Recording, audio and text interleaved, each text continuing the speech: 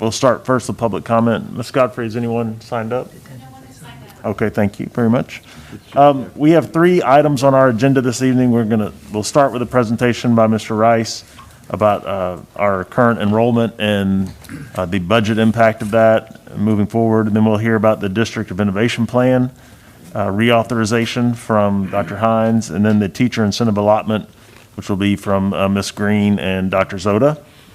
This is a workshop, so kind of like we've done, and kind of it's become our new norm of the workshop. Our setup here is really set up for this to be more conversational. So please feel free to ask any questions you have along the way. We will be prepared to answer those questions, but we just want to share as much information with you today as possible. And we will start with Mr. Rice, and before he gets into the enrollment and budget update, I'm not going to steal his thunder, but come on. As we brought to you a few weeks back that we had an opportunity to do a refunding and of some old bond debt, and today was our sale, and I will let Mr. Rice share the good news. Well, thank you, Dr. Knoll. President Williams, members of the board, once again, it's my pleasure to be here this evening to talk a little bit of update on the budget and then also about the bond sale that we had today. Now, today in our bond sale, we were refunding approximately $170 million worth of 2012 bonds, and then also we had a new money sale of $189 million.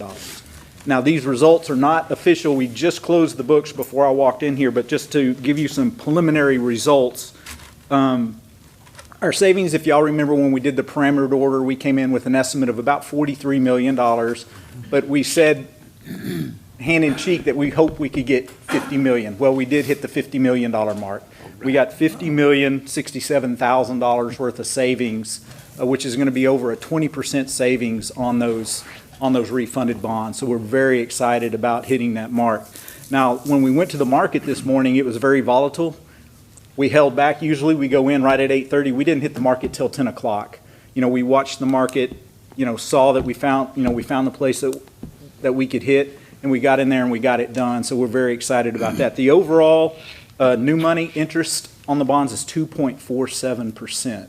So when we compare that to when we were doing the bond referendum, we were using 4.5%. The savings, it's not a number we'll ever see, but just so y'all realize, that's right about $48 million savings that gives us more capacity in our bond program moving forward. So we're very excited about the results of the bond refunding.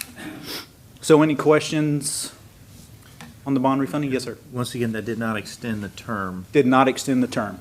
Our refunding bonds were in the last 10 years, and we stayed within that 10 years with those same bonds. Awesome. So now looking at the budget, and I say ADA, but enrollment and ADA, everything that goes along with it. I'll just start this off looking at the budget that y'all adopted in August. I just brought up this slide just to remind us that budget was adopted with a savings of $5.46 million. We had built in a surplus in there, and really that surplus was in there for 2 reasons. One was to use for the 2021-2022 budget because we know that the state economy is slow due to COVID, and we were preparing ourselves, for that up-and-coming event. However, we also knew the risk of our enrollment in ADA due to COVID-19. So it kind of played, 2 fiddles with the 5.6. So let's look at our budget on enrollment. And ADA, on enrollment, we budgeted $66,298. We were anticipating 1,500 growth. On the ADA side, using 94.2%, we were using 62,452. So currently, we sit at 64,527 in enrollment. That's 1,771 students less than what we budgeted. And then on the ADA side, we're 1,668 less. Now, the one thing is the state is holding us harmless. They did add another 6 weeks. So for the first half of the school year, we're held harmless. And the amount that they're holding us harmless on ADA is $62,852. That number, if you will notice, is larger than our budget. What we were budgeting ADA by 400. So they actually anticipated 1,900 growth in ADA for us. So So we're very fortunate with that. And like I said, it's extended through the end of the first semester. So, this graph for years, we've averaged 1,527 growth each year. This is the first year, if you notice up the top, where we kind of trend downward, actually. We're actually 271 students below where we ended last year. Once again, budgeted 66,298. So just wanted to show you all that graphically. Yes, sir. Is the thought that these students are out here in our district somewhere, they're just not attending school, or have they moved on, or do we Yeah, know? we'll kind of show it by grade level here in a minute and kind of give us some ideas, and we can talk a little bit further on that. If I can, one point I'll make here is, while we are below where we ended the year last year, and I know Darren has a slide that'll show this, we are actually about last time I looked, 570 kids above where we were on this date last year. So it's not that we haven't grown at all. We're compared to this date last year, but we grew all throughout the year last year, and we anticipate that we'll do that again this year. Over the last 3 weeks or so, I know Darren and Chris and we all look at this every single day. Over the last 3 weeks, we're adding about 20 kids a day. Which you think, oh, that's 100 kids a week. So you start to stretch that out. So by the end of October, I think it's very possible, I would say likely, that by the end of October, we'll be over 65,000. And, it's very possible we'll get a bump next week as we go into the second 9 weeks as well. So we'll keep growing. I don't know that we'll ever get to the 66,400 or 200 that we budgeted on, but I do think that 65.5 is probably going to be in our future at some point during the school year. So this is just the enrollment by grade. You can see where we projected, where you see our 66,298 as a total. Where we ended as of October 5th, that's probably gone up, 10 to 20 students. So you can see by grade level where we are. But if you take a look at our early educators, pre-K, kindergarten, and first, that's 930 of the students that are out there. So, and one thing I want to say, this is not just unique to Conroe ISD. This is statewide, that enrollments are down, and especially in those early ages.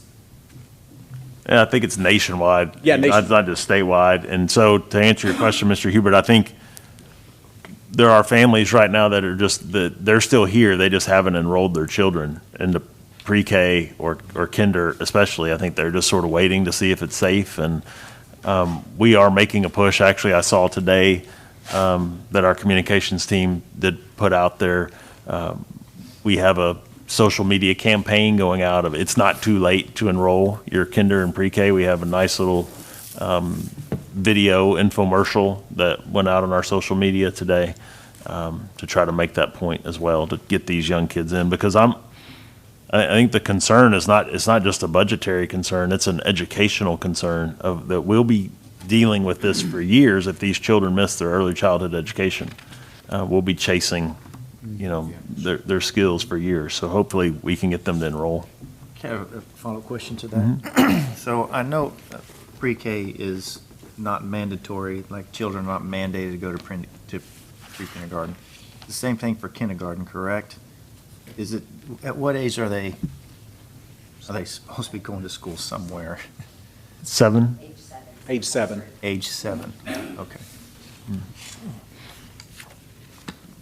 So now just taking a look at our enrollment, and like Dr. Knoll said, comparing us to 2019, 2020, you can see where we are as of October 5th. We're at 64,527. At this time last year, we were at 63,891.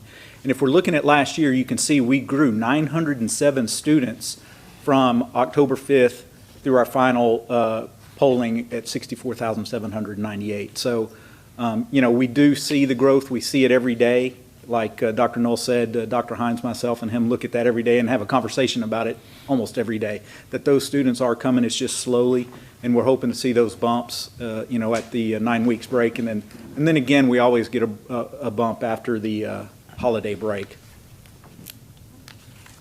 What's our annual ADA per student? Just a rough number. Altogether, about $9,000 a kid. About 9? Mm-hmm.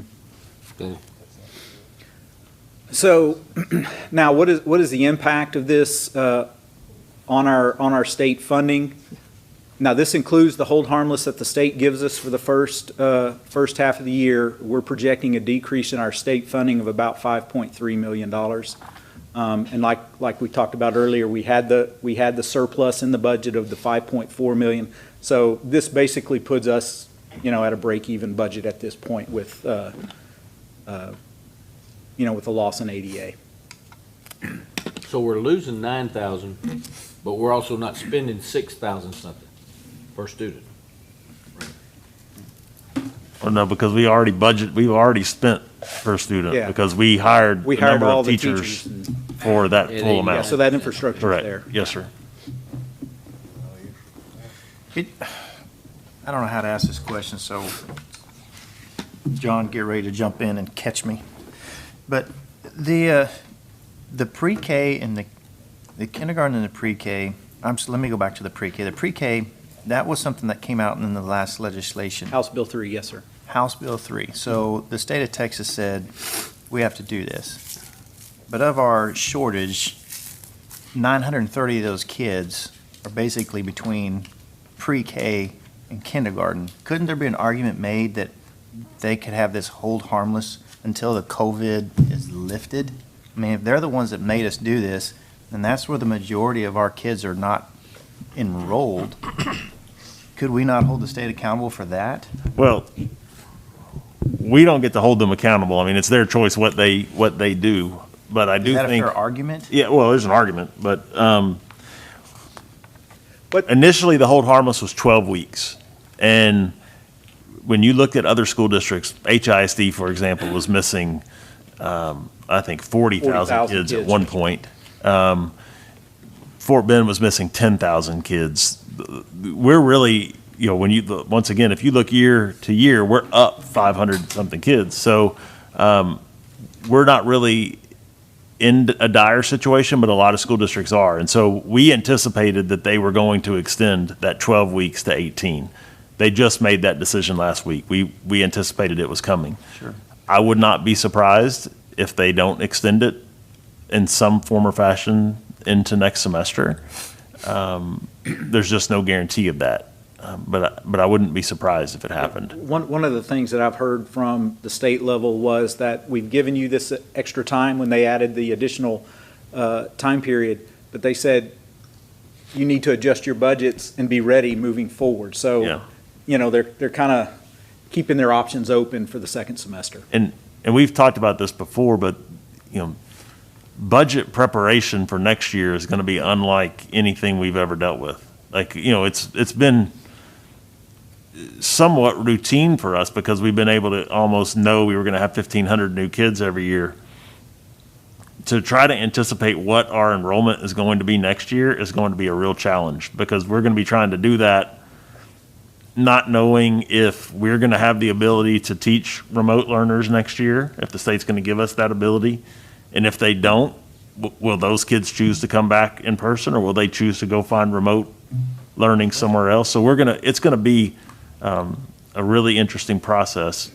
We're going to be, as you've seen, really, because the picture that Darren just painted, this is worst case. We're still going to be a balanced budget. This is not going to come to pass because we are going to continue to grow. So we're not going to be there. So we're not going to be in a deficit budget situation at all this year. We're going to be balanced and still have a surplus. Okay. But next year is going to be really interesting.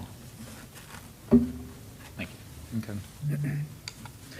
And I just wanted to show this slide that just supports that we're in good position to handle what comes our way. And the board has done an excellent job with our fund balance, been very conservative in our budgeting, and we're just in good shape with our fund balance. So I just wanted to reiterate, that y'all have done an excellent job and we're in good shape, to face this challenge and what comes this spring with the next budget cycle. And then any other questions on any of those topics? I just a general question for my edification. You hear these kind of rumors of like across the state, oh, teachers are retiring, older teachers that are concerned about virus. Has that happened in our district, and do you, has it kind of balanced out because their salaries may be a little higher, but then it costs probably more to train or to recruit other teachers? Has that had an effect? We have that every year. I mean, because we have to budget for what teachers we have here, and we have that cycle every year of the older teachers moving. Now, I don't know if Ms. Green might know if there's a more percentage of our older teachers retiring early than we've seen in the past. Have y'all seen a lot of retirements, Ms. Green? I can't speak to the percentage, but we definitely have more than usual resignations and retirements simply because of COVID, and people feeling the need to take care of their families or themselves. So I haven't broken it down by age, but definitely different year in regard to this time of the year. So, And you know, I mean, I think I get what you're saying, how it would be adverse, losing a lot of tribal knowledge. But let's just say my wife, for instance, just 20 years, but she's not what you would consider older retiring teacher, so you got both. Well, you married a lot younger. You know what I'm saying? Yeah, but yeah. And maybe that's just a. but That's just a, yeah. Our industry. Yeah, exactly. Maybe we do track that very strongly. So Mrs. Green and Dr. Bone and HR have a spreadsheet.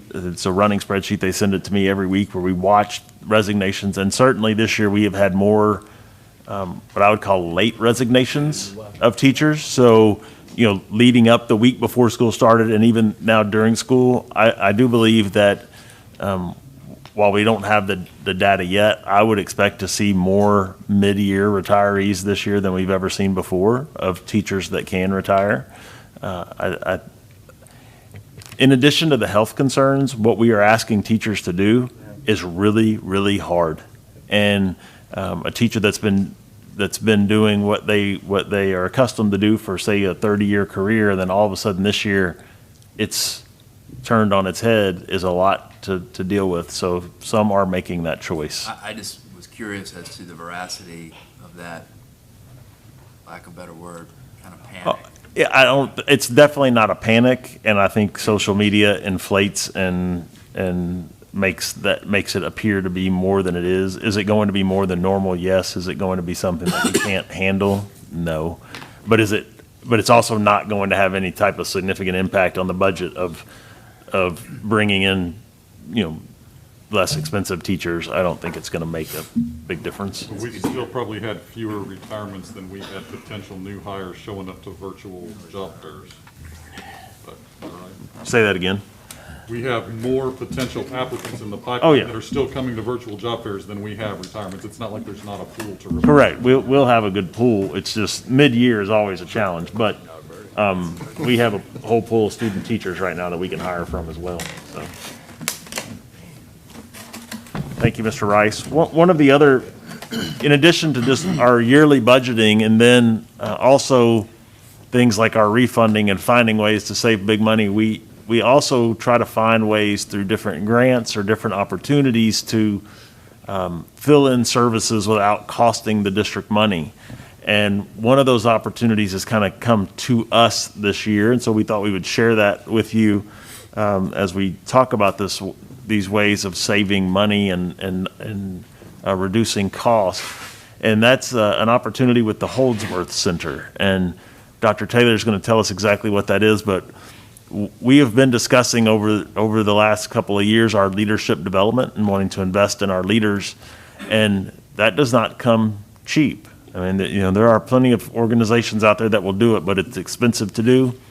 The Holdsworth Center provides us an opportunity to do it, and the cost is outstanding. So I'll let Dr. Taylor share with us some information. Thank you. Good evening, President Williams, members of the board, and Dr. Knoll. As Dr. Knoll mentioned, I'm here to talk about the Holdsworth Leadership Development Program and our potential application for the 2021 cohort. Leadership development programs are everywhere, as Dr. Knoll mentioned, and we have been vetting those programs for the last couple of years with hopes that we could get a structure to help grow ourselves as leaders and to grow our campus principals. Well, some of the programs that we've looked into include new leaders with a price tag of $230,000 and the Leadership Development Academy from the Marzano Group with a price tag of $130,000. Tonight, I want to talk a little bit about the Holdsworth program, and that program fee is $0. So with that in mind, let me just give you a little history of the Holdsworth Center.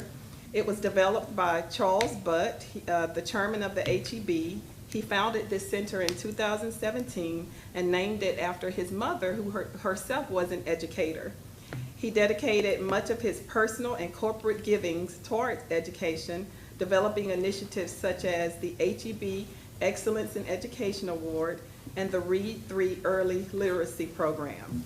The Holdsworth Center builds on those efforts by strengthening the leaders who serve educators and students, thus providing a leadership development program. Their leadership beliefs include 70% of a leader's development occurring through job-related experiences, 20% from interactions with others and coaching, and 10% from formal education. Part of their curriculum is created to span all three areas of a leader's development and covers things such as the development and personal leadership, growth and empowerment of others, and creating lasting and systemic change. So what is the purpose of this program? The purpose of the district leadership program is to give individual leaders the inspiration and tools they need to continue to grow. Those leaders then take what they have learned and adapt it to their school district, creating the cultural environment and systems needed to move other leaders. There are 13 districts in this program throughout the state of Texas, and 3 of them are similar to Conroe ISD in size and demographics, and they include Round Rock ISD, Arlington ISD, and Klein ISD. Some of the other program details, as Dr. Knoll mentioned, aside from in-state transportation, which is not happening now because of COVID, the program is free. They use initial programming. It is funded by a $100 million investment made by the founder, Charles Butt. And some of the other details is that the number of participants that can participate include the superintendent and 5 other district level leaders. The time commitment is a 2-year program with some of that time spent with site visits and learning and coursework. And again, because of COVID, everything will be virtual until further notice, so there will not be any travel or any site visits as of now. Why are we seeking permission to participate, or why are we interested in participating? As a rapidly growing large district, we have a need to create new systems for developing and growing the next generation of campus and district leaders, and we continue to vet that. Investing in our leaders will improve student outcomes, which is what we all want, and we believe that the job-embedded learning approach provided by the Holdsworth Center will result in the powerful changes that we want to make. The center is currently accepting applications for the 3rd cohort of districts. If selected, districts begin in the summer of 2021, and the application is due November 20th. Okay. Any questions? I have a few. Have you seen the curriculum yet? Like, what's the curriculum look like? I've not seen the actual curriculum. They do provide videos and different testimonials from other districts, and it's all about developing district level leaders. And after you attend those classes in that program, the district level leaders are empowered to train campus administrators. And then after they train campus administrators, they are empowered to lead teachers. So it's a layered program that starts from the top. They do use resources that have been highly vetted, not just with school districts, but with several companies. Mm-hmm. And they're all about leadership development. Okay. And then I know there is no cost to it and everything's virtual, but is there an agreement that the school district would do something in return later on, or You anything like have to that? commit to the time constraint. Understand, after that is completed, is there something that they're looking for? I mean, what are they looking for? There's got to be Well- something they're looking for. Well, they have lots of money, and I think the whole concept is growing leaders, because this is an organization that invests in people and students and education. It does not describe any obligations after the program. The investment is that you spend the 2 years, you continue to grow, and then there is a collaboration with leaders throughout the entire state. So for example, Conroe ISD could be collaborating with somebody in Arlington ISD with hopes that you're sharing practices and we're all growing together. So that is a part of the program. Okay. Dr. Taylor, you mentioned it's an application process. About how many school districts apply and how many will be accepted? I'm not sure about how many apply. I do know that as far as large districts, the 3 that were listed, Round Rock, Arlington, and Klein, are the largest districts. All of the other districts are smaller rural area districts, and the program is seeking to get larger districts to participate. So I don't know how many apply and how many get selected. So how big is the cohort? The cohort is, it said, I think it's up to 6 districts or so that are selected throughout a time. I have to go back Yeah, and there's look at it. 13 total in the first 2 cohorts, so it's 6 one year, 7 another, so it's, So it's reasonable, like we're not in there with 100 other districts. So if we apply, I mean, what's our chance, and I don't mean that in a negative way, but I mean, what are they looking for to accept one versus not another?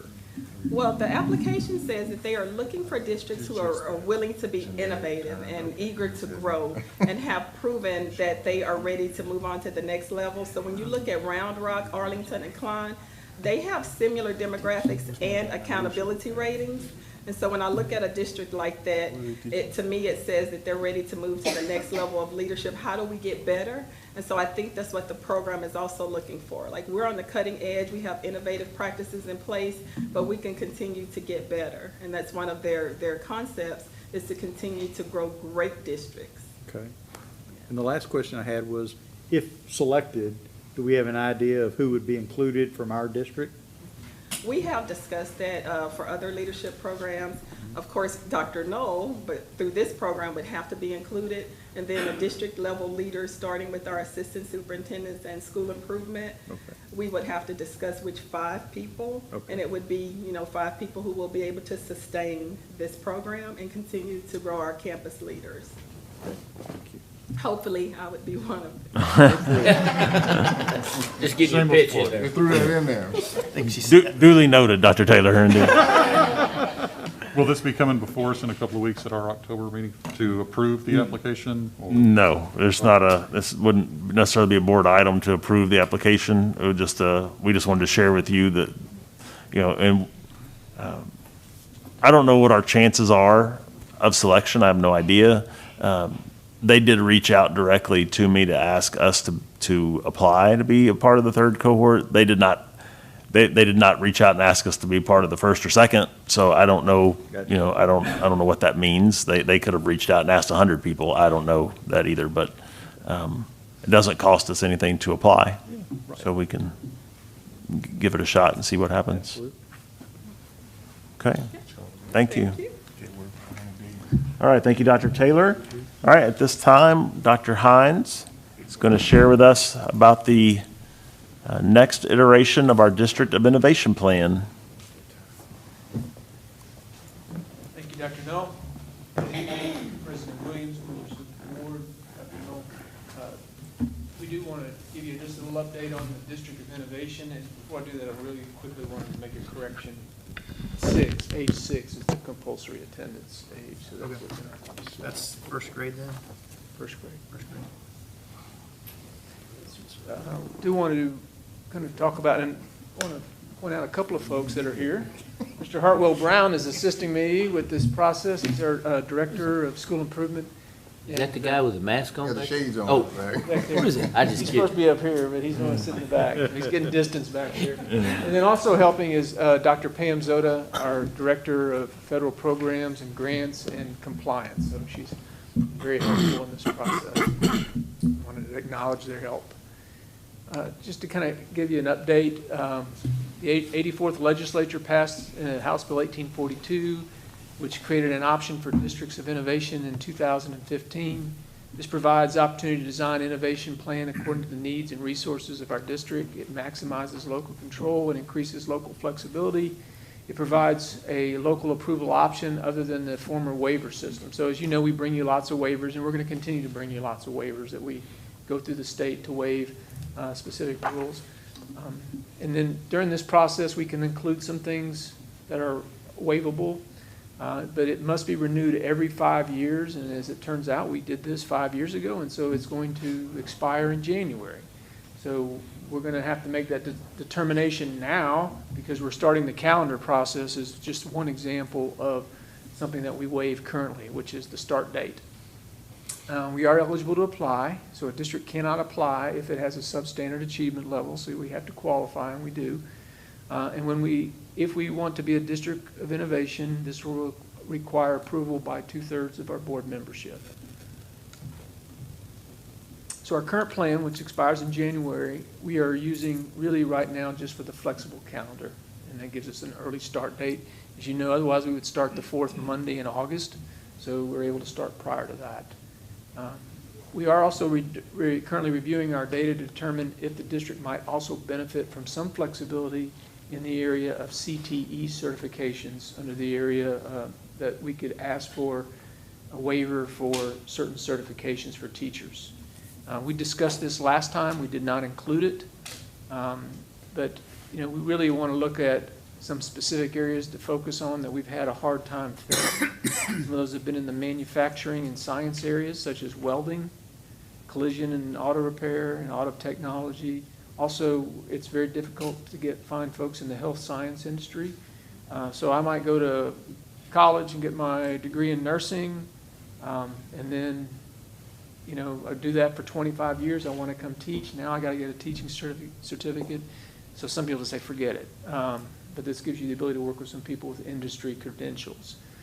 So it's some flexibility. I think the concern last time that we discussed is we didn't want to just open the door to just waiving certification requirements. We want it to be very specific.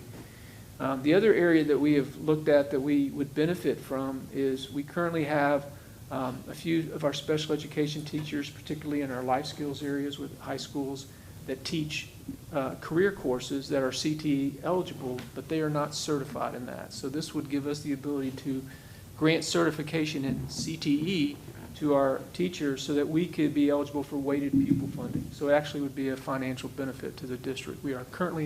This would not be changing anything we're currently doing. It just gives us the ability to add a course number that we're not able to use. So that would be the advantage in the area we'd like to look at. To give you an idea, Aldine, Fort Bend, Humboldt, Katy, Klein, Spring, and Tomball all have that worked into their District of Innovation applications. And so it seems to be a pretty popular, and it's widely used around the state. So how long will the plan last? Well, it must be renewed in 5 years. So if we adopt a new plan, it will expire in 5 years. Can we change the plan if we adopt it? Yes, we can. It just starts this process all over again. So we can do it. There's, just to kind of give you the brief outline, it will begin at the board meeting in October. There's 3 parts really that are required. One, that you would approve a resolution saying that we're going to look at applying for this District of Innovation.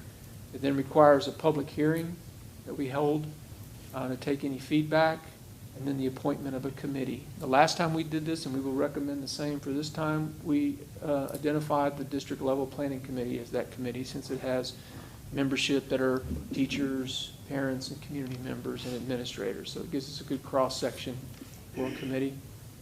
That committee would then develop the plan. The game plan is we would bring you back, we would post that plan online. It has to be online at least 30 days, and then we could come back. So we'd have to get it up certainly before November the 15th, so we could come back in December to seek your approval of that plan, which you, again, require 2/3 of the vote. So that's really basically the kind of the quick timeline, and if you have any questions. And just to be clear, just because they approve the plan doesn't mean they have to utilize anything in the plan. So like the early start date, or if you want to speak to that. Yes, sir. So, again, a reminder, just because we approve the ability to early start, you still approve the calendars every year. So if you said, no, we don't want to start early, we wouldn't start early. So it just gives us the ability to not have to apply for a waiver from the state. And if we go with the plan for the CTE certifications, we will write a plan that's very narrow and specific that says we're only going to do it in extreme situations when we can't find qualified teachers for that role, and it would probably require Dr. Knoll's approval on each of those. So we wouldn't just, don't want to make assurances that we're not going to just do something without vetting it very good. I can see the calendar, but let me ask you a question, Judge. Not that anybody would do anything underhanded, that's not what I'm saying, but normally the hiring process does not, it involves us from a macro view, okay? So, I mean, are we going to, it's not gonna be me, but are they gonna know, that you're hiring a non-certified CTE teacher? You understand what I'm saying? We would not know that unless we made a point of giving you a report. Well, I know, but what you just said about if we approve a plan, that doesn't mean we use the plan. Correct. But it sounds like to me if we approve the plan with regard to that piece, that the board is not gonna have a direct knowledge unless you agree to give them a direct knowledge. That could be part of the. They're not gonna have direct knowledge of that hiring process. You understand what I'm saying? I mean, as opposed to the calendar is something we happen to know and love and vote on, We could add that in, certain I'm part of our just saying We plan. could say, I'm just saying, when you Make do an annual something, report if you or- make that statement, then we need to make sure that it comes back to us. It doesn't just actually happen without knowledge. You can write that. I would think. I mean, if you're gonna say that it doesn't have to happen. I don't know. Well, my question on that, to build on that same thing, what would their compensation look like? In other words, for certified teachers, we have a pay scale. For non-certified CTE teachers, would there be a different pay scale for them? Generally, no. So if, and I'm gonna make sure that. To be hired as a To be teacher. hired as a teacher. So let's say I own an auto body shop and I did that for 25 years and I retired and there's an opening to be an auto body teacher at the school. And, I never finished my degree and I've got but years of industry experience, and we want to look at that person. We might make a determination based on a combination of experience, credentials, certifications that they own in their field, that we might qualify them as a teacher that can teach that course. And if they did, then they would be hired as a teacher who could teach auto tech. They're training welders and auto mechanics back here that out-earn the teachers that are teaching them. What he's talking about, that makes a lot of sense. I don't mean any disrespect to that at all. I totally understand. I was thinking more on the terms of the teachers that have gone through, the certificate and the education and everything else, and now they have someone coming in who didn't go through Yeah, that. absolutely, That's all I was. which is why we wouldn't want to use that in areas where we could fill with certified personnel. Okay. So that's why we're narrowing it just to that CTE area and really to Yes. specific areas. And even within that, I think we want to narrow it even further to those specific areas that we've had difficulty filling. Understood. Yeah, like, the example would be, if we want to hire an ag teacher, which is CTE, we can find an ag teacher, right? We post that, there's going to be 25 applicants for an ag teacher. Okay. Also, though, within CTE, auto body, we have a vacancy there. We might post that job and get no applicants of certified teachers. And so what this flexibility would allow us to do would be to go to the industry and hire an industry expert that we feel like could do it. Understood. Otherwise, we may not fill it. And we've been fortunate, we talked about doing this or adding that piece in 5 years ago, and we didn't. And we've been able to fill everything, honestly, since then. But we've had challenges, but we've been able to fill them. This is just that thought of, if we put it in the plan, it does give us that flexibility over 5 years, the next 5 years, to use it if we need to. It can be there or not. It's certainly at your all's discretion if you want to have that in there as an option or not. We had a similar conversation 5 years ago. We ended up taking it out. We had just the calendar as our only thing in our plan 5 years ago. The other question I'd ask is, does it involve an alternative certification at all? When you hire somebody like that, I mean, do they get a certification? Currently, we do. So to work around now, we end up usually working through an alternative certification program. The problem is we may not have an applicant who even fits the criteria to qualify for an alternative certification program. Yeah, the 25-year-old nursing student, or 25-year, experienced nurse is one thing. The guy that's been welding since he was 18 is an entirely different Yes, matter. sir. Okay, I got it. Exactly, yes, sir. I got it. I had a question as well. Kind of piggybacking on what John said. You can know something and be expert in that field, but relaying that information to someone else is a different skill set. The teaching of it. Is there any support or any classes that we offer those? I know we're talking extreme, we're probably talking more than we need to at this point, but I am curious about that 25-year-old welder. The guy that's been welding for 25 years, he knows what to do. Is he got support, or is there any kind of training we give him as far as how do you relay the information you know to this person? Absolutely, we do, in terms of we offer programs for all of our new teachers, and then we also have a lot of support from our CTE director and the assistant director. So we certainly want to look at that, and we try to provide support. We also have mentors, and we get them. Do we give them any kind of in-house certification or anything, or just something they've been through something? We do a lot of training, so, they get certificates with those trainings. So, Perfect, okay. yeah, we do a lot. Well, that was my only concern. You can know something and not be able to teach it. I just want to. Absolutely.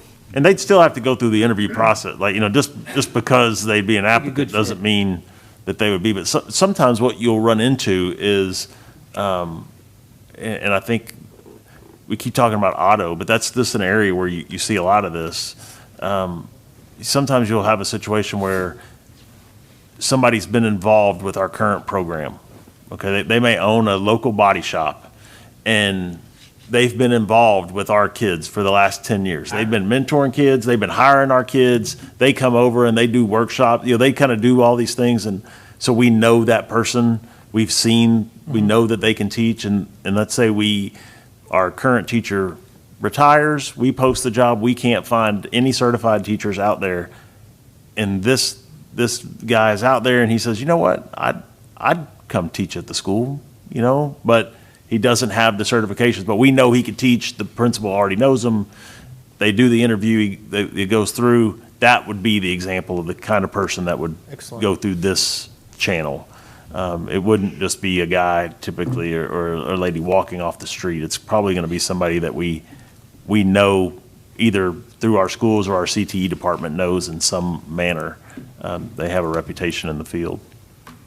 It's likely not something we would use very often, but it is a nice waiver in this district of innovation that gives districts some flexibility. I stand in admiration that you fill the positions, because literally they can make twice what you're Easily. paying them in the field, if they're still active or can still be active. Absolutely. Dr. Hines, you sort of answered this roundabout, but just for my own edification here, I'd like to ask it directly. I know the answer, but I want to hear it out loud anyway.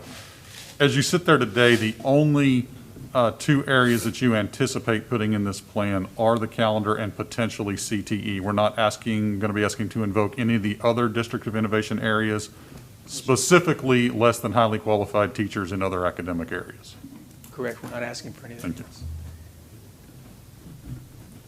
Okay, any other questions? All right, thank you, Dr. Hines, appreciate that. So that will be coming in the October. That will be coming We'll to, start the process in October, and then if everything goes, we'll start working on the plan at the district level meeting the day after. okay, thank you. So I did have one question. Okay. If I'm an accountant and I wanted to go teach accounting, this wouldn't apply because this is academics, right? Probably not, because that's an area we generally could fill. And so we would have qualified applicants. So if you didn't have your teaching certificate, you would not be considered. Okay, fair enough. Sorry. And again, they just won't hire anybody. We can't afford you, Mr. Williams, you got to stay where you are. Yeah. Start working on that teaching certificate. No, I'm good. All right, our next item is the teacher incentive allotment, and I'm going to prepare you now for somewhat of a confusing conversation here because we've been working on this now for a year or a year and a half, and it's still somewhat confusing, but I'm going to do my best to paint a broad picture, and then these ladies are going to give you the details. But as part of House Bill 3 in the last legislative session, there was a focus on how can we pay our very best teachers more money, okay, from the state level. And so they came up with this idea of the teacher incentive allotment, and they have, it's kind of rolled out slowly. They've asked us to different districts to be parts of different cohorts. You could have been an early adopter or a later adopter. We're going to be one of the later adopters to this, but the goal here is to get great teachers into schools that need great teachers and give them financial incentive to be there. So it's a good thing for teachers. The challenge for school districts is they didn't give us a lot of details of exactly how to do it. They've left a lot of that up to us, and so we have to work through that.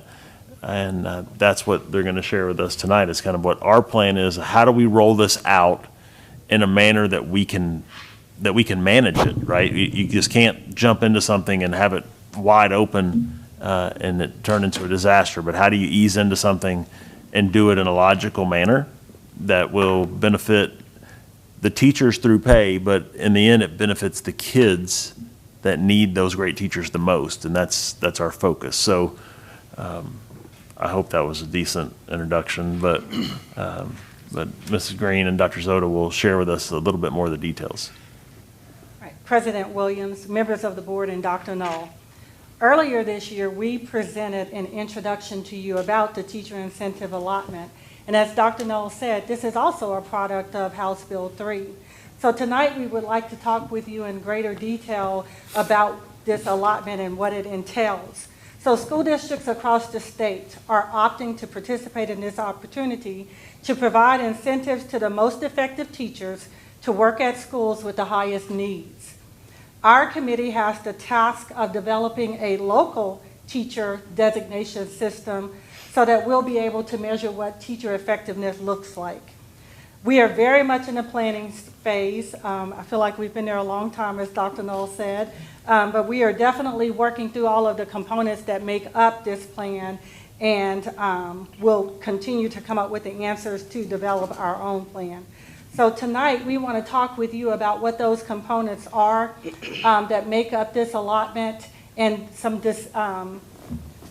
thought processes that our committee is working through to get to a final product for you. So on the screen, you can see the theory of action. Basically, it's the intent or the purpose of the funding opportunity. And the bold print really highlights the things that TA is really committed to: attracting and keeping the most effective teachers and providing incentives for them to teach at the most challenged schools. So that is something, as our committee has planned and brainstormed and explored, that we continue to come back to because it kind of keeps us centered on the intent. And this is a direct response to the challenges around recruiting, retention, and the equitable services of effective teachers at challenging campuses.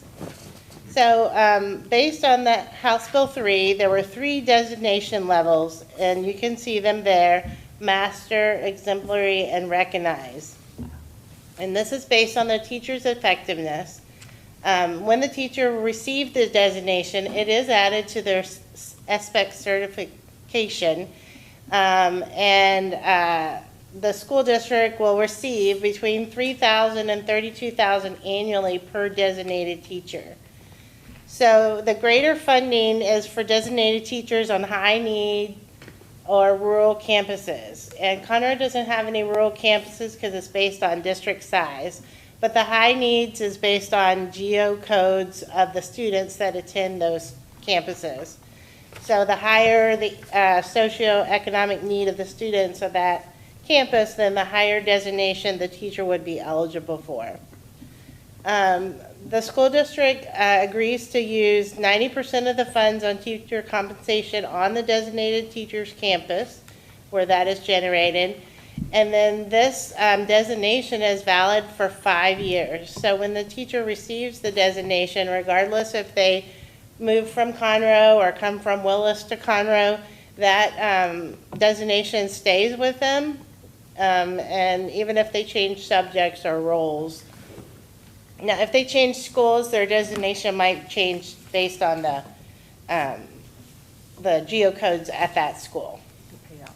What is But an they don't lose LEA? it, change it, excuse me, I'm sorry. The payout. Could you go back? What is an LEA? It's not ever referenced. The does that school mean? district. I'm sorry? Local education agency, that's how TA refers to It's the us. school district. Okay. So Conroe ISD.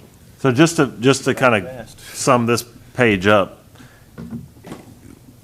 they're asking us to make the distinction and give one of these master exemplary recognized, we can apply that to a teacher. If we do that, the state provides the funding. It doesn't come out of our local funds. It comes out of the state funds, and it's a formula based on how many EcoDist students are there. We have some examples to show you in a few minutes of what that would look like in our district. But one of the other key things is that the designation goes on the teacher's certification, and it stays with that teacher. So if they move district or campuses. So for us, we could have a teacher that starts off in a very high EcoDist school, gets the distinction, and then moves to a more affluent school. They still take that title with them, and they would still receive extra funds even though they weren't working at an at-risk school. Or we could be hiring teachers out of district. But if we do hire teachers from out of district that come with these designations, we would receive the funding. It would come from the state directly, so it doesn't come out of our local funds. Okay, who decides, how do you decide the 3 to the 32? That, we're gonna show you that. It's based on, Okay. that'll be. And then the last question is, it says on teacher compensation on designated teacher's campus. Okay, so let's just say they receive 10, does all 10 go to that designated teacher or to her teaching partners? Yeah. Or- I'm a little confused. It'll go directly to that teacher. What this refers to basically is, this allows the school district to take 10% of the total funds to use administratively, Okay. but the 90% of the funds need to go directly to the teacher that's So designated. if you got 32, minus 3,200 is what she Potentially. has added to her salary. Correct. Dr. Noel, may I add something Please. to that? And actually, the 90% goes to the campus. And then the campus makes, with our guidance, makes decisions about how that's delivered. So how is that 90% going to be? And this is something the committee hasn't gotten to yet. So does the total 90% go to the teacher, or does 60% go to the teacher, or 80%? And then the remaining percentage is given to the campus to use for other needs, such as there may be, you may decide, and we hadn't gotten this far, Mr. Hudson, so I'm going to But I understand, but it says teacher compensation. Right. You and that can't use it on paper. Correct, and it would always be with teachers. You're correct. You're right. So, they could use it to pay pairs more, they could use it, what you're saying? So like. It doesn't have to, all 32,000 minus 10% doesn't have to go to the teacher? Correct. So if we decided, let's say that, I'm making up an amount, we said 80% was going to that teacher. Okay. Then the other 10% could be used for maybe other teachers that help support the program or student learning. So it doesn't have to necessarily go all to that teacher. However, it is important how we decide those percentages go, because all districts that choose to participate in this will participate in it. And if we said, well, we're only going to give 40% to the teacher, and that teacher could go next door and get 80%, then we've got to think about all of those measures too as we're making decisions. And it is designed to keep the best with us. Correct. Right? Yes, that's It's at not the heart. designed to keep the best para with her, it's designed to keep the best teacher with us. We're looking to keep the Right. best teachers in the classroom, yes, sir. But not necessarily in that classroom, right? Because did I understand it correctly that teacher, the designation stays with them for 5 years? So if they transfer from one school to another school, they take that They salary. do, but but the number will go down because there's basically a multiplier on EcoDisc kids. So if you go from, let's say, San Jacinto Elementary, and we'll see the numbers in a minute, but let's say your additional allotment was $12,000 and you were at San Jacinto Elementary. If you moved to Buckaloo, that might drop to $7,000. Okay. That's part of the Designation formula, doesn't right? change, Yeah. but the amount could change. That's the complicated. Let me go to Mr. Inman. He was had a Are we question. are you gonna go over it a little bit between this 3 and 32? That seems kind of back on what you're saying. That seems a huge. Yes. Yeah, we're going to show that. in a And then why second. don't we just label them all? Truthfully, it's one of those things that I've talked about, like, how will we handle this if, like, a district around us gets into this, like, throwing that title on everybody, and then, Well, I was thinking if you had 100 teachers at 32, that's 3.2 million. Right. Where's the gatekeeper on other districts? Not just saying, hey, you're all masters now. We want the 32.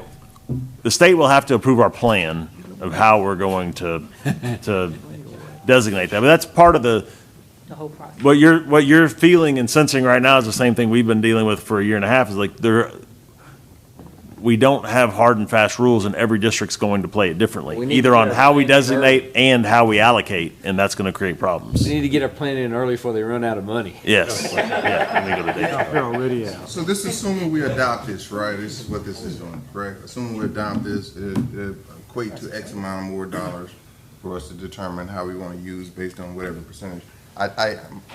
Last time this was brought before us, and I had some serious concerns about designating a teacher or anything, right? Because who's doing the designation? How has it been determined? I mean, are you grading a teacher at San Jacinto differently than you're grading a teacher at McCullough Junior High, which you're gonna have to, right? And how much favoritism is going into teacher labeling is what it sounds like to me. And anytime we get ready to do this, it's just like you're associating pay based or paying teachers based on performance. I don't think that's a fair measure either. Either you're a great teacher or you probably need to find another profession. But you find teachers that aren't, I mean, how do I grade a teacher that's in a life skills class versus a teacher that's over in the Woodlands that has, all the kids have access to tutors, et cetera, et cetera, et cetera. So I think this is a slippery slope. I understand the financial impact of it, but I just think it's gonna be a major headache for us to administer this, one, because it's riddled with issues as far as. It's for the longest time been a political absolute nightmare. I don't know about Okay. politics, but. And, well, it's all about politics. Right. Because, you know, when you start, I'm in a sales profession, and we don't make salaries. You make what you earn, you know, and the better salesmen make more, Performance-based. okay? But how do you, That's and, no. but then we can also all agree that every teacher wasn't Imogene Giesinger. You know what I'm saying? I pick on her because she was my favorite teacher ever, and they have a school named after her, so she must be great, right? No, I'm just saying, but not every teacher can be an Imogene Giesinger. And we're not gonna kid ourselves and say all 7,000 or 4,000 teachers are equal to each other, because they're not. Okay, that's just not so. I'm not the best. Somebody's always better than me. Well, somebody's always better than them. And so, Yeah. how do you, I understand what you're saying, but in the real world, people get judged every day, you know, by somebody for some job. Yeah. And some people are better at it, and, it's just, in the real No, world, I that's the agree way it with you. is. But when you say And- sales is analytical. You just look at the numbers, who's doing the best, who brings in the most volume, whoever brings the most bottom line. But this is Well, accountants, purely the same thing. you get more done. It's purely subjective though when we're talking about that. Like Einstein said, if you judge a fish on how well it climbs a tree, he's gonna flunk every time. So it's the way you judge them is gonna be totally different based on what they're doing. You see what I'm saying? And again, it's teaching. We're not looking at data. The kids don't all come in equal. So They what, most certainly don't. well, what we'll have to do is, and that's part of building the system, and the system will have to be built on things like growth, not just on final achievement, to your point. Now, we do have a little bit of history with a program somewhat like this. We had, was it been 10 years ago now, Dr. Hines? And Dr. Hines, 2011. yeah, Dr. Hines led the charge on this. I was actually a principal when we had this. We had what was called the DATE grant. And we had some funds that came in at that time, and we allocated them to teachers for student success at high-risk schools. You want to just give maybe a brief synopsis of the day Just a real quick grant? synopsis of the day grant. Roughly, it was about $3.5 million each year that we distributed. And that system, similar, we wrestled with very similar kinds of issues. Now, that was also a grant-funded position from the state, so we held the money a little bit differently. Instead of being paid directly to the teachers passing through the district, they gave us the lump money, and a lump sum, and we had this amount of money to distribute. So what we did is we basically identified campuses that qualified based on 45% economically disadvantaged or more, qualified a campus to play. And because of the system and some of the requirements, we only focused on tested grades where we had data. And we created really essentially 3 parts, 3.5 parts to the plan. So there was, the first level was we set targets based on where a campus was on performance and where they needed to grow in order to be eligible to receive the award. So we did that with some math and just doing some regression analysis, and we just kind of targeted. And each year we bumped up their target. It was very successful. About 90% of our schools hit their targets every year. So it was a very effective program. And then every professional on that campus could earn a certain amount of money by either tutoring or mentoring. And if they did those things, they qualified. It started like $700, and then if we had a school that didn't make it, we took their pot of money and divvied it up to everybody that got it in that part. So it might go up at the end to $900. The next part was student performance. If they hit their target goal for their subject, and we wanted it to be subject-driven because we wanted everybody to work together. We didn't want somebody to say every man for themselves. And we set it up that way. They worked as a department. If they hit their goal, they got their money. And then we had a next part where every student who was identified as economically disadvantaged, that teacher received a payout per student that was successful. And so it was just a multiplier. So if I had 20 students, it was 20 times $30 or whatever the amount was. If I had 60 at a junior high, it was 60 times $30. And then the third part was we had I think it was a $200 option if they hit a certain percentage as a school of commended students, which back then was a higher level score. So if they could hit a commended target. So we tried to, it was a kind of interesting system. We routed it through. During that time, and Dr. Zoda worked closely with me on it, during that time we saw a reduction in turnover because they had to be present the next year to receive the money. So the payout came the following fall. So if you didn't come back, you gave up your money, and we redistributed it to everybody else. Average elementary payouts were around $3,200, $3,300. Junior highs, high school, secondary, intermediate tend to be higher, so it might get into the mid-4s or low 5s. Anyway, we had a very successful program, and it lasted 3 years, Dr. Knoll, and really, we had good reviews. And I served on that committee as a principal at that time, and was at at both campuses I was at that were in the program. And it does create some climate issues, but I will tell you what it also created is I had some teachers, for example, on the high school level, because Algebra 1 was tested, but Algebra 2, Calculus weren't. So those teachers weren't in the money. And some teachers would be upset. So, well, that doesn't seem fair. And so generally they were great teachers that would have those conversations with me, and I would say, tell you what, would you like to teach Algebra 1? Because I will make the change today. I would love to have you teach Algebra 1. And some took me up on that, and some didn't. And that was a choice that they made, but it did get some of our better teachers into those subjects. And so, And you just mentioned that was with, excuse me, but you mentioned that was with eco-disc schools, right? right. That's a little bit better, easier sell to make, right? Because you're not gonna have folks coming from, some of the other feeders, that not necessarily have as high eco-disc, saying, well, they're getting paid more money over there, I'm gonna go over there. That's probably not gonna happen, because where they are is where they wanna be. Right, so it's much easier to administer, right? And you're trying to work on some improvement, and it's a labeling of a school, not individual teachers. Because if I get master and somebody else get recognized, I want to know why, right? And you have to show that to me. Show me the statistical data or reports to where I did a crappy job or where my kids didn't perform up to the master student teacher who's next door to me, who now I envy a little bit, because she's master level, and I don't know why. Is it because she's a little bit more liked with the principal or whomever's making the decision? That I need to understand. And you can have somebody in HR every day with this issue. And absolutely, there's a need for, to the degree we can, to reduce everything to a number, right? To get it as objective as possible. Will there be some subjectivity to this process? Yes. And I know they're going to talk a little bit about some of the areas we're looking at. But to answer that question, I think everybody would agree, the more objective that process is, the better off. We'll take the money, but increase the headcount for HR. Let me go to Mr. Moore, then I'll come right back to you. Ms. Green, despite all the confusion, I think I have a question that you can answer directly here. Back to your scenario, let's assume for argument's sake that the committee says 80% goes to the teacher and the other 10% goes to other teachers that support that teacher.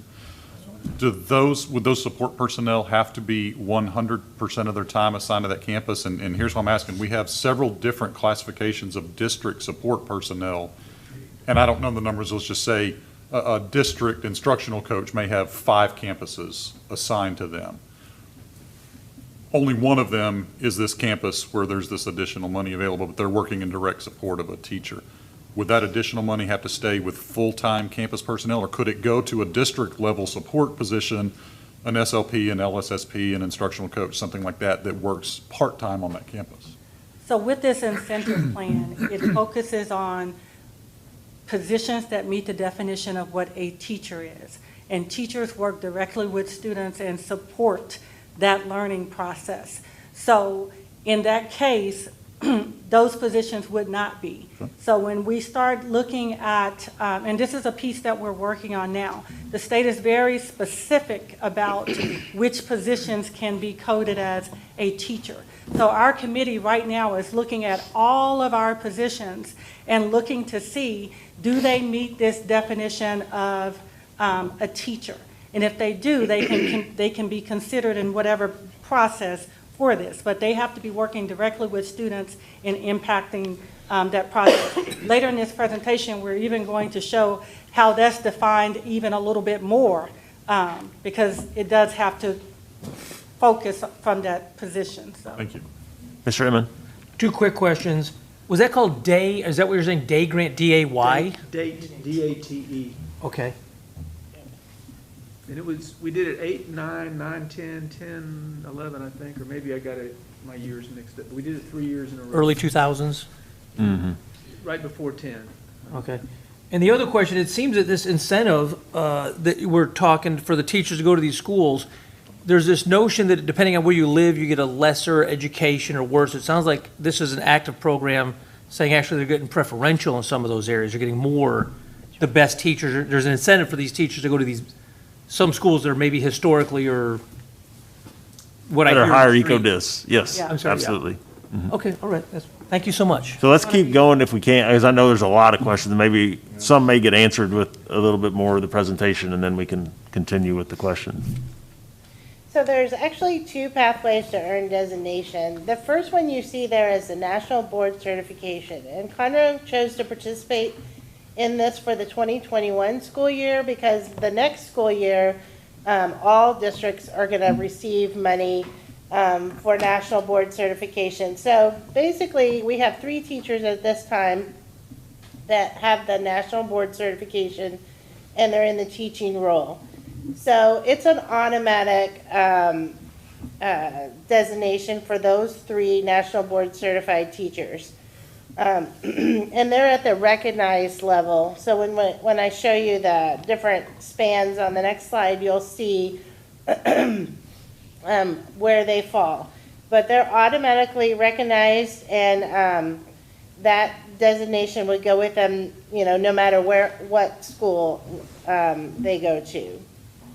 The second one is the complicated, multifaceted system that we're designing as we go. And then it's the local optional teacher designation system. So you can see there, it's district-created system. It does have to be approved by TEA and their consultants. And then the district determines and issues teacher designations. So there's an application and there's an approval process for this second designation option.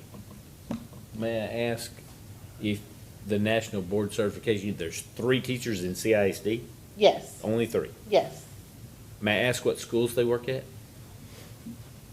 I think it's Moorhead, They're all secondaries. Okay, my question is, earlier we heard social this, Right. Here, if they're national board certified, you said they're automatically recognized and they're automatically gonna get the money, and that's including if they work at, who'd you say a while ago, Buckaloo? Right. Right? Right. So that blows the social disc out of that.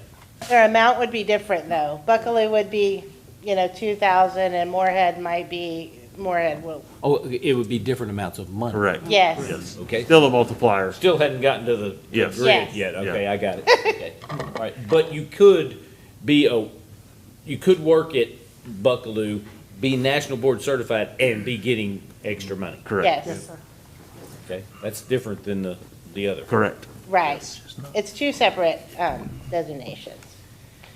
So this shows the spans, and we'll go specifically for particular schools that we're kind of looking at the designations for. But basically, this just describes the 3 factors for the designation. So there's a designation level based on teacher data. And Ms. Green will go in specifically on what that teacher data is.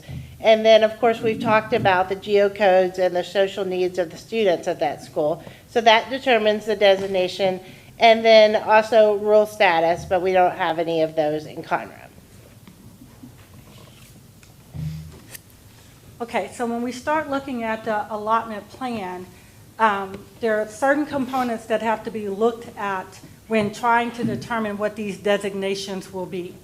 So 3 parts make up the components that we can consider as a local district. And the very first one is teacher observation. And with the teacher observation, we would be using T-TEST, and that's our current evaluation system that we use with our teachers. And with this, we have to be able to show that this instrument, and we believe it to be so, is valid and it's reliable. So with that, you're looking to be able to differentiate teacher performance, and you're also wanting to be sure that all the raters are accurate. So kind of going back to a question Mr. Williams had earlier, a part of this process, we would be looking to recalibrate all of our raters because we don't want vastly different things happening at different schools and how we rate instruction. So a part of this would be to go back and make sure that everybody is in the same place when we're looking at instruction. And our committee has talked about several ways to try and make sure that everyone is in a good place with that. So not only will we be recalibrating them, but we'll come up with plans also to make sure that, we're doing observations together, we're looking at lessons together, and we're aligning how our thinking process is when we're looking and rating instruction. So that's one step that we do plan to do to try and make sure that there's consistency across the district. And then the second component is student growth. So here, this would be an objective piece for us, and that is important that we're looking at objective data. So when we're looking at student growth measures, we would have to, as a district, decide how we're going to look at that. Again, it needs to be valid and reliable. So for each individual teacher, we're looking to see how student growth can be measured. The state offers 4 ways that this could be done. We could be looking at value added. We could be looking at student learning objectives, portfolios, or using pre and post test. And our committee is really looking at using the option of pre and post test because it is objective and it will allow us a solid way to look at how student growth has occurred. We started here, we ended here. Did the expected amount of growth occur? Would our benchmark exams or something like that be used, or would we have to develop different tests or different instruments, or would it be something we already have in our arsenal? Well, a lot of it will be STAR. So, and then for the lower grades, the assessment team has come up with a different assessment that can be used. But it is one that's not made locally because we need to be able to say it's objective and truly able to measure in the way that we want. So our assessment team is a part of this committee and will be helping us with like interim assessments for grade levels that don't have STAR and things like that.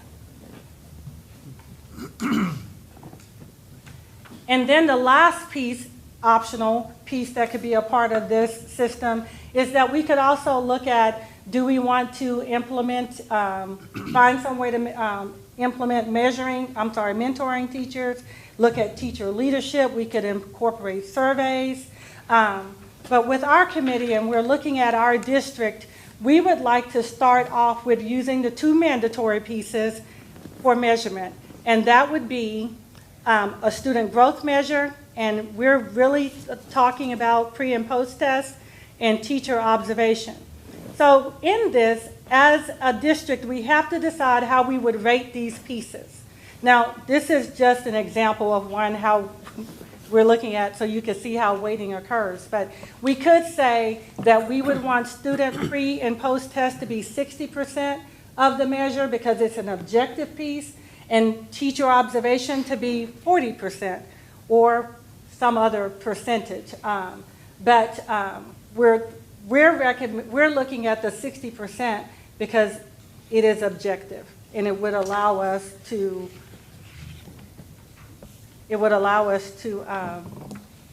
be able to, I thought Mr. Husbands was about to say something. So did we. Well, I was, and I am. Yes, sir, all right. Okay. I think that leaving off, could you go back one slide? Leaving off the mentoring other teachers, I've heard time and time again, well, teachers, that would destroy the teamwork. And I've heard that hundreds of times about performance pay. And really, this is exactly what the reason why it doesn't, is because they're helping other teachers, especially the older teachers helping the older, meaning more experienced teachers helping the others. And if you're doing away with that, then I don't think you're properly rewarding, doing away with it, not incorporating that in the 60-40 or the 40-40-20 or the whatever. I mean, I'm not telling you what percentage, but I think that's a key component, because you do have teachers that are team leaders. Well, that takes a lot of extra time on their part to be that, that. And I think they ought to, especially in a low SES, yes. Economic distressed, they put in a lot of extra time in helping the whole team. And I think that is an actual thing that you can measure. You know what I'm saying? I mean, not just with a survey of what the other teachers think of them, but I mean, are they a team leader is a matter of fact, okay?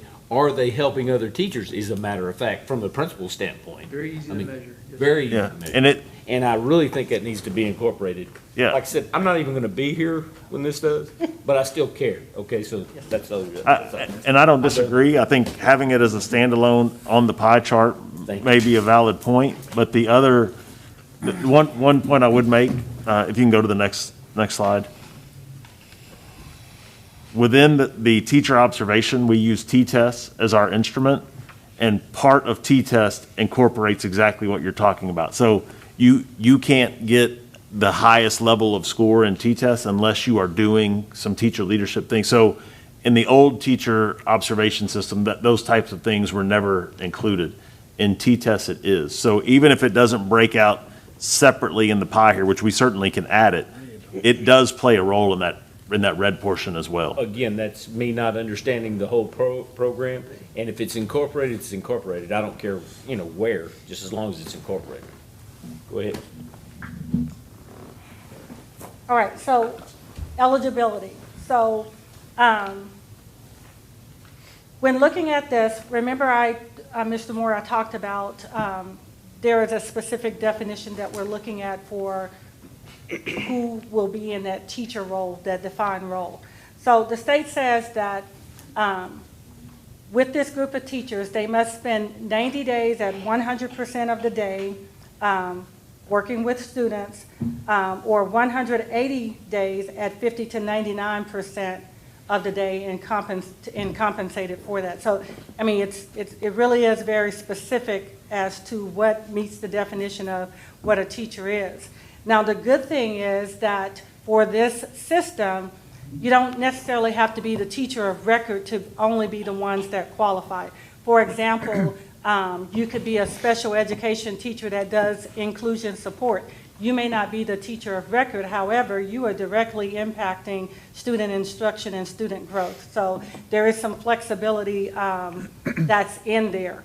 So when we start talking about looking at those positions that meet this definition, you know, we'll submit to TEA those positions that meet that definition of a teacher, and they'll already know. So it's very important that as we go through our processes, that we properly identify which positions fall into this particular pot, because if not, we could indirectly or directly impact someone being eligible for compensation.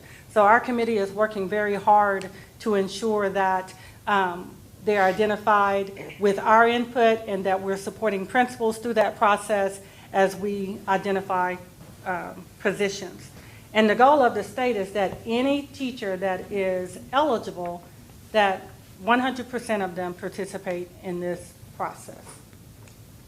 So we want to go back to what Dr. Zoda talked about when she talked about the theory of action. And remember that the whole goal of this allotment plan is that the most effective teachers are incentivized to work at the highest need campuses or hard to staff positions. So that's where we're working from as we make decisions as a committee. And not only that, but we're wanting to retain those people at those campuses. So not just get them there and they have their designation and then they leave. We're hoping that this added piece will help them stay and work with our highest need students. So as our committee has looked at our district and keeping in mind what this goal is, we have really looked at considering the Caney Creek feeder zone as a group that we start with when you start talking about the highest need schools. Now we recognize that we have schools outside of Caney Creek that are high need campuses also. So other conversation has also gone towards maybe considering schools that are 75% or higher economically disadvantaged. But again, the focus is the highest need schools and the schools that struggle to be staffed with effective teachers. So when looking at whichever campuses finalize being in these groups, what groups are we looking at? We're looking at tested grade levels and tested subjects, and then we'll have a process that I talked about for pre-K 1, pre-K K1 and 2. By using those pieces, we know that we're going to have the objective data that we need to be able to show student growth. We'd be using t-tests, and in the future, we get started with the group that we've identified as our highest need groups, and then in the future, we expand that to include other schools in whatever way we define that we want to be bringing in other campuses. How many schools qualify under your just, for example, 75%? Do all of Caney Creek feeder zones qualify at all of those? Mm-hmm. And then, Well, Not the high junior school. high and high school wouldn't, but they No. would be included because they also have the distance issue for recruiting. But it would be Anderson, Armstrong, Runyon, Travis, and Houston, I think, for the other five. Yep. So it'd be all of Caney Creek and those plus, five. So it'd plus be- five. Yeah. Okay. I've got a couple of questions, Ms. Green. So, in talking about the Caney Creek feeder zone, my understanding is the program is designed to recruit, retain, and reward your better teachers, correct? And keep them on those campuses. So with that, do we have a high turnover at these campuses that that we want to start at the Caney Creek Feeder Zone? In other words,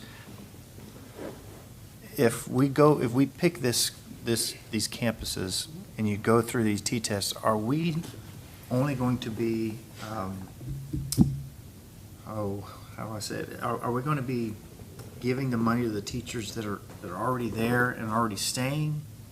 Or are we creating something that's going to drive your better teachers to go there and then achieve these different levels and then receive the money?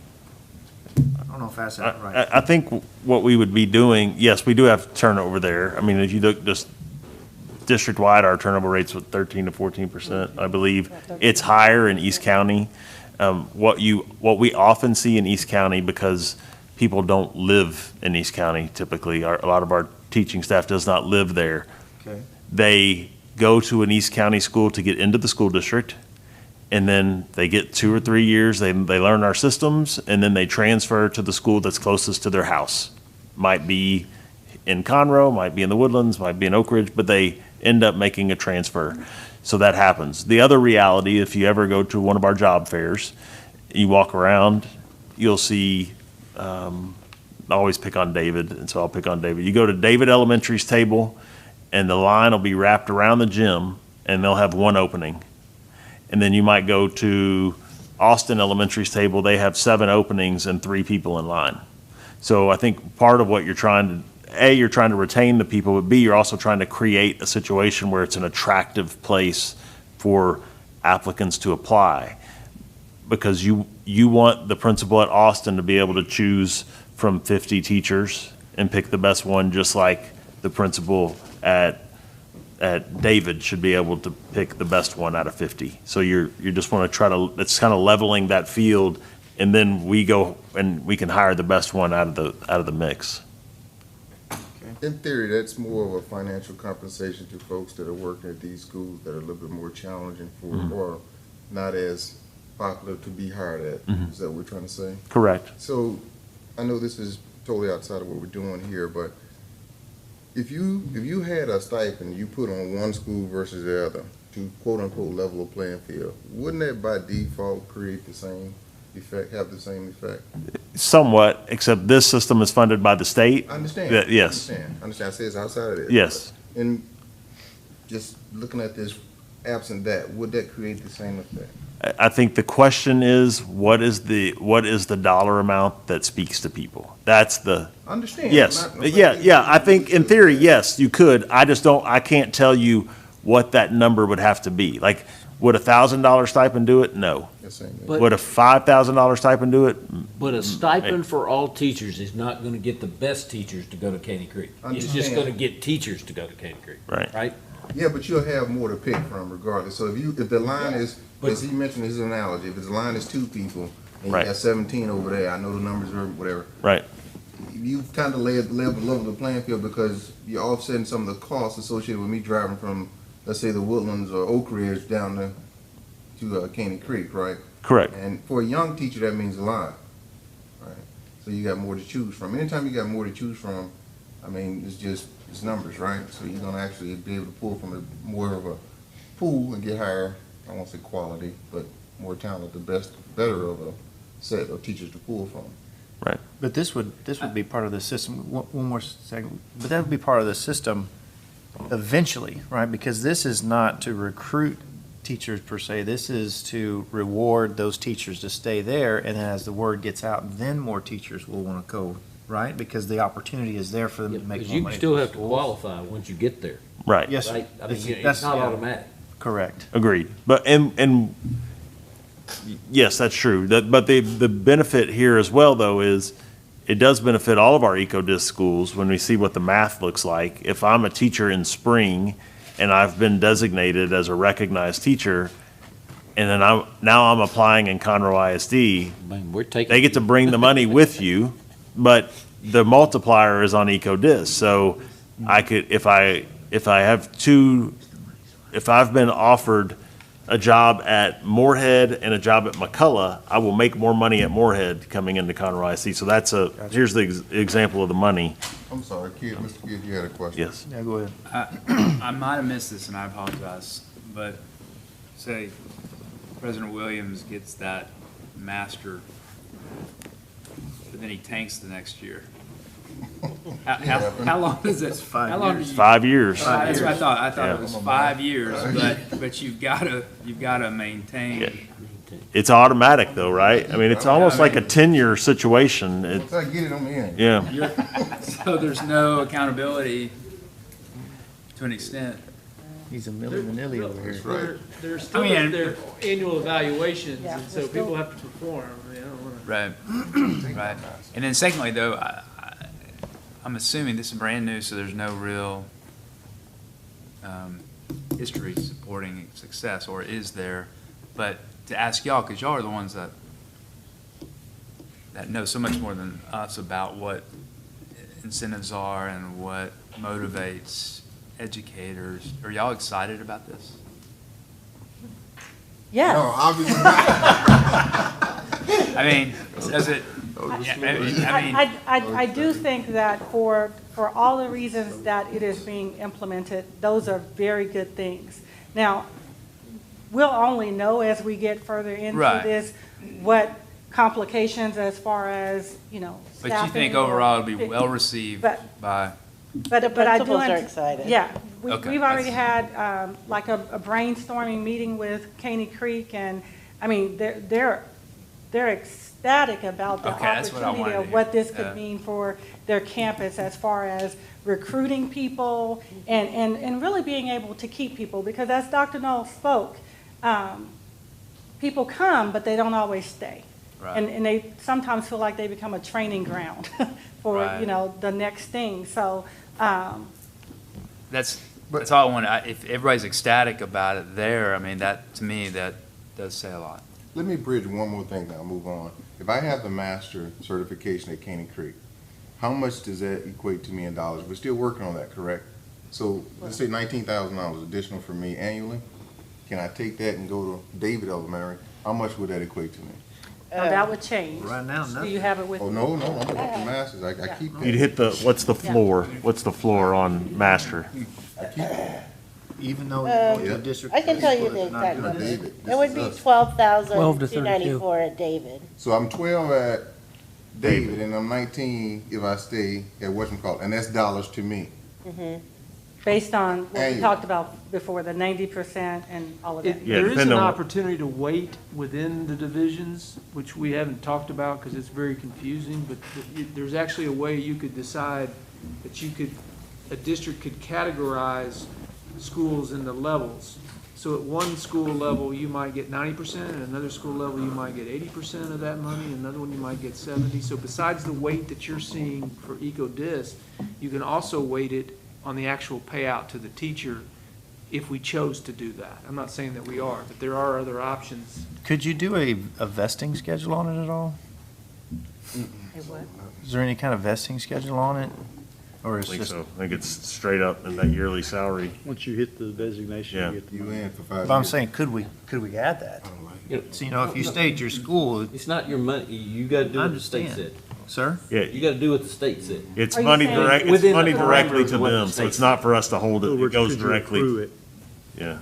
Yeah, and so, But the big, I mean, For 5 years to get the money. Dr. Hines just made a great point though. But Is- require them to stay there. That's If- what I meant. It's a requirement Right, to stay there. let me go back to the point Dr. Hines just made, is if we stratified our schools based on EcoDis, it could be stratified to the point that said, if you were at Caney Creek, for example, 90% of the money goes to you, but then as you go down the different stratification levels, maybe by the time you get to Buckaloo, only 50% goes directly to the teacher. So instead of it being a $19,000 to $12,000 drop, it's a $19,000 to $6,000 drop, and that number would make- speaks to people. that would make much Right, more sense. because- That analogy you gave, that's Well, not, they. and honestly, we had this conversation this morning. The master teacher's not where the problem is. It's recognized, because what is the recognized number at 3 to David? Or Buckaloo, whatever. David Because, 3 to 9. is 3,088. yeah, so if you're at Austin, you're making 52, and then at David, it's 3,000, it's only a $2,000 difference. Hey. That might not be enough to keep them at Austin if they live 2 blocks from David. Well, one That's- thing I think we gotta keep in mind, I mean, you know, I know we all have our questions about this, but this is happening, boys. This ain't, we gotta get our share of this pie. It's happening. Yeah, it's We happening. agree, but we're But trying to figure out how? how to make it to where there's more parity and to make it do what Well, we're intending. within the bounds of what the state says you can. Correct, correct. Yeah. And then, Mr. Sanders, you were asking about. Well, I was trying to clarify Mr. Hubert's question, Oh. but yeah. About, could we like require people to stay at a school for a certain amount of time? That's in- And he's getting- that's a question that we don't know the exact answer to, but it is one that we've discussed also, to try and definitely have teachers stay at a campus longer, but we don't know the answer to that yet. And we had that in the date grant because we were allowed to write that rule.